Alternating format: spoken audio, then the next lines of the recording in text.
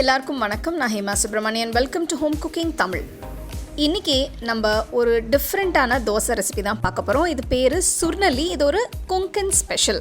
ரொம்ப சிம்பிள் இன்க்ரீடியன்ஸோட ரொம்ப சாஃப்டாக ஸ்பாஞ்சியாக ரொம்ப கம்மியாக எண்ணெய் யூஸ் பண்ணி இந்த தோசை நம்ம செய்ய போகிறோம். ஸோ வாங்க இது எப்படி செய்கிறதுன்னு பார்க்கலாம். இந்த ரெசிபி பண்ணுறதுக்கு ஃபஸ்ட்டு நம்ம அரிசியை ஊற வச்சுக்கலாம். நான் 1 கப் பச்சரிசி எடுத்திருக்கேன். இதில் 1/4 டீஸ்பூன் வெந்தயம் போடுங்க.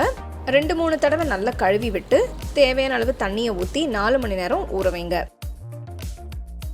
4 மணி நேரத்துக்கு அப்புறம் நான் 3/4 கப் அவல் எடுத்திருக்கேன். அவலில் கொஞ்சமாக தண்ணி ஊற்றி ஒரு வாட்டி மட்டும் கழுவுங்க. அப்போது அவல் நல்லா ஊறி சாஃப்ட் ஆகிடும். இது நீங்கள் அரிசி அரைக்கிறதுக்கு முன்னாடி கழுவிக்கோங்க. தண்ணியை வடிச்சிட்டு இதை தனியாக எடுத்து வச்சுருங்க. ஒரு மிக்ஸி ஜாரில் ஊற வச்ச அரிசியும் வெந்தயம் போடுங்க. வாஷ் பண்ண அவலையும் சேர்க்குறேன். நெக்ஸ்ட் 1/2 கப் ஃப்ரெஷ்ஷாக துருவின தேங்காய் போடுங்க. அடுத்து 1/4 கப் புளிச்ச தயிர் ஊற்றுங்க. 1 டீஸ்பூன் உப்பு போட்டு கொஞ்சமாக தண்ணி ஊற்றி நல்லா தோசை மாவு பதத்துக்கு அரைச்சிக்கலாம். கொஞ்சமாக தண்ணி ஊற்றி அரைங்க. அப்போ தான் கரெக்டான கன்சிஸ்டன்சி கிடைக்கும். பாருங்கள், மாவு நல்லா ஸ்மூத்தாக அரைஞ்சிடுச்சு. மாவை இப்போது ஒரு பவுலுக்கு மாற்றிடுங்க.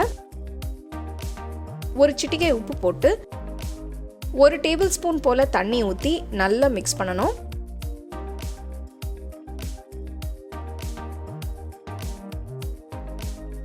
பாத்திரத்தை மூடி வச்சு ஒரு 8 மணி நேரத்துக்கு புளிக்க வைங்க.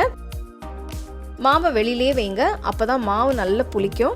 8 மணி நேரத்துக்கு அப்புறம் பார்த்தீங்கன்னா மாவு நல்லா சூப்பராக புளிச்சிடுச்சு. நல்லா ஒரு தடவை மிக்ஸ் பண்ணிக்கோங்க.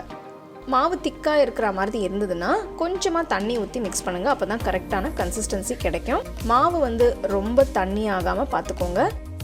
இந்த ஸ்டேஜில் உப்பை செக் பண்ணி பார்த்துட்டு வேணும்னா கொஞ்சம் உப்பு ஆட் பண்ணிக்கோங்க. மாவு இப்போ ரெடி ஆயிடுச்சு. இப்போ நம்ம தோசை பண்ண ஆரம்பிக்கலாம். தவாவை சூடு பண்ணி மேலே கொஞ்சமாக எண்ணெய் தடவுங்க.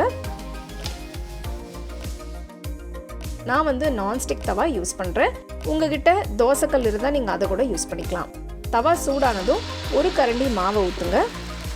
எல்லா பக்கமும் மெதுவாக ஸ்ப்ரெட் பண்ணுங்கள். பாருங்கள், மாவு நல்லா ரவுண்டு ஷேப்பில் வந்திருக்கு. பார்த்தீங்கன்னா நான் எண்ணெய் ஊற்றலை. உங்களுக்கு வேணும்னா நீங்கள் கொஞ்சமாக சுற்றி எண்ணெய் விட்டுக்கோங்க. தவாவை மூடி வச்சு தோசையை வேக விடுங்க. இது நம்ம ஒரு பக்கம் மட்டும்தான் ஆவியில் வேக வைக்க போகிறோம்.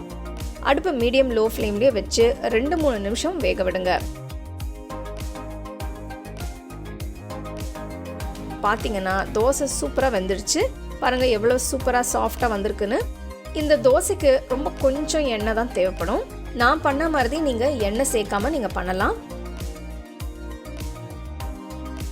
இது இன்றைக்கி நான் ஒரு 3 விதமான சட்னியும் சாம்பார் வச்சு சர்வ் பண்ணியிருக்கேன். ஸோ நீங்கள் உங்களுக்கு பிடிச்ச சைட் டிஷ் வச்சு நீங்கள் சர்வ் பண்ணலாம். இது கிட்டத்தட்ட நம்ம கல் தோசை மாதிரி இருக்கும். ஆனால் டேஸ்ட் ரொம்பவே டிஃப்ரெண்ட்டாக ரொம்ப நல்லாயிருக்கும்.